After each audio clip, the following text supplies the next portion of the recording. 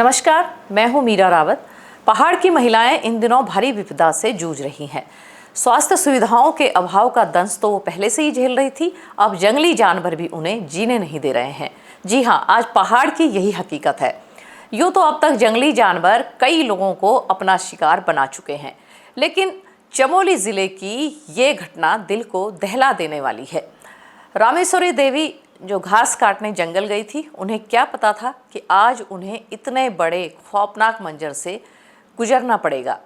जंगल में भालू ने उन पर हमला किया और उन्हें बुरी तरह से लहूलुहान कर दिया। किसी तरह से हिम्मत जुटाकर वो भालू के चंगुल से निकलकर भागी और एक पेड़ के सहारे खाई में अटक गई। रात भर घायल अवस्था में वहीं तड़पती रही। अपनी जीवटता से कड़ाके की ठंड में भी रात भर खाई में एक पेड़ के सहारे जिंदा रही। भालू के हमले में बुरी तरह घायल पोखरी की रामेश्वरी देवी को सुबह जंगल में ढूंढने गए बेटे की आवाज़ सुनकर कुछ राहत मिली और उन्होंने भी चिल्लाना शुरू कर दिया। जिस रामेश्वरी देवी को गांव के लोग भालू या गुलदार के हमले में मृत मान चुके थे, वह अपनी जीवटता और जिजीविसा के बल पर घायल अवस्था में सारी रात कड़ाके की ठंड के बीच घने जंगल में बिताकर भी मौत के मुंह से निकल आई। मंगलवार को वह अचेतावस्था में खाई में एक पेड़ के सहारे अटकी मिली और इतना ही बता सकी कि भालू से लड़ते लड़ते उन्होंने जान बचाने के लिए खाई की ओर दौड़ लगा दी थी। उनका एम्स ऋषिकेश में उपचार चल रहा है। ये कहानी केवल रामेश्वरी देवी की नहीं है, बल्कि पिछले कई सालों में अनगिनत उन लोगों की है जिन्होंने जंगली जानवरों के कारण अपनी जान गंवाई।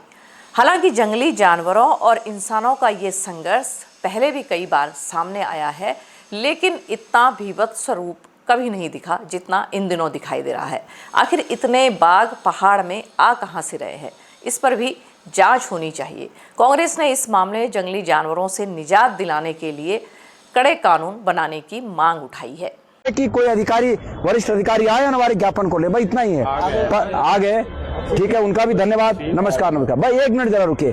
तो माननीय महोदय, आप आए, आपका स्वागत है, अच्छा है। हम आपसे ये चाहते हैं, मैंने पहले कहा, आपने सुना कि नहीं, वन्य जीवन और मानव के बीच संघर्ष अतीत से है। यह आपकी इजाद नहीं है, लेकिन आपकी और आपकी हमारी सरकार की इच्छा शक्ति में यह कमी प्रदर्शित हो रही है कि इस संघर्ष को रोकने के लिए कोई मैकेनिज्म तैयार नहीं हो रहा है।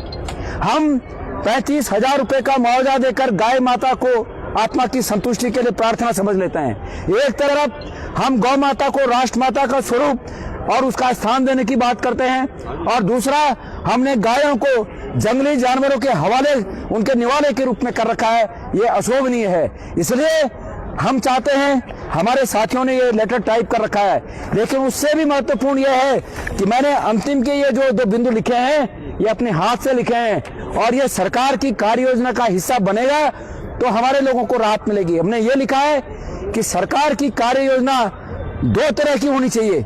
नंबर 1, तात्कालिक रोकथाम। उस तात्कालिक रोकथाम के लिए आप वॉचिंग सिस्टम बना सकते हैं। आपके जो ये आजकल साइंटिफिक सिस्टम है, ड्रोन वगैरह, कैमरे वगैरह, इनकी आप सुविधा बहाल कर सकते हैं। आप सिग्नल की व्यवस्था कर सकते हैं। गांव के नजदीक अगर कोई जंगली जानवर आए तो लोगों को अलर्ट हो जाए। आप अपने वॉचर बढ़ा सकते हैं। और दूसरा, दीर्घकालिक सुरक्षा में यह आवश्यक है कि जंगल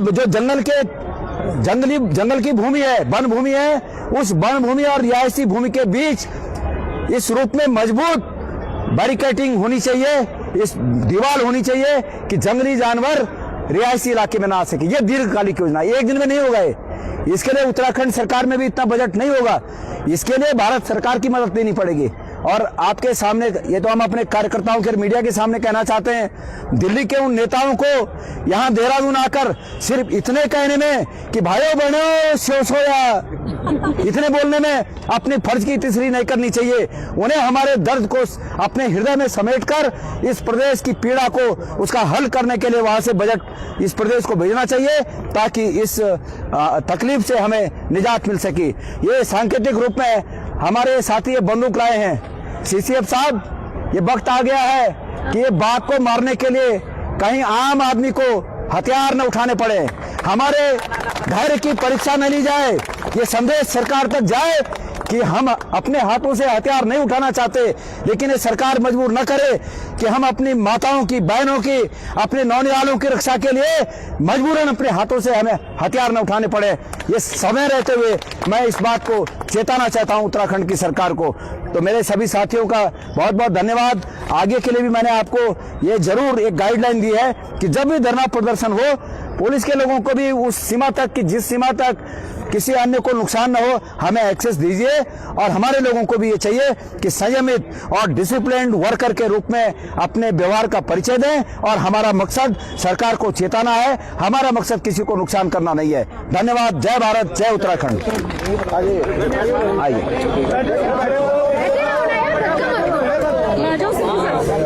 हौच पौच मत मचाओ भाई, हौच पौच मत मचाओ। क्या कर रहे हैं? आइए, उनको टच मत करो, उनको आराम से यार चौड़े हो जाओ। ऐसे करो, धक्का नहीं दूं भाई, धक्का मत दो, धक्का मत दो भाई, आप दे रहे हो, मैं नहीं दे रहा। आप हो गया भाई, आने दो भाई, मेन लोगों को आने दो।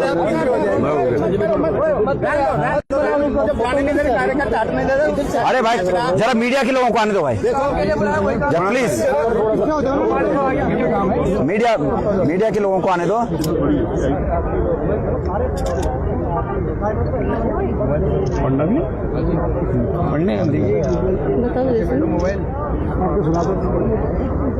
पढ़ दिया उन्होंने, मैंने बता दिया, सारी बोल दिया इतनी बार। क्या सेकंड पेज भी करा देते हैं। हो गया। आपने जो हाथ में लिखा है ना, हाँ उसको भी, हमने फोटो ले ली है। हाँ, इसको भी सर ने मीडिया के आपने हाथ में लिखा है सर।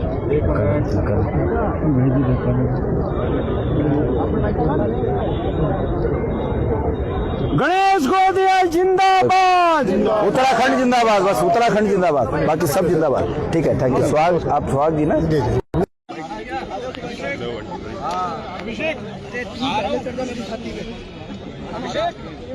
उत्तराखंड में पहले से ही पलायन की मार झेल रहे गांवों में अब जानवरों की इस दहशत से कौन निजात दिलाएगा? क्या उत्तराखंड के पहाड़ी क्षेत्रों में रह रहे लोगों की बेमौत मरना नियति बन गई है? आखिर जंगली जानवरों से कब तक वो यूं ही लड़ते रहेंगे और कब तक उनकी जान जाती रहेगी? इस पर अब कड़ी कार्रवाई होनी बहुत ज़रूरी हो गई है। इस वीडियो में इतना ही। अगर अभी तक आपने हमारे चैनल को सब्सक्राइब नहीं किया है तो जल्दी से कर दीजिए। नमस्कार।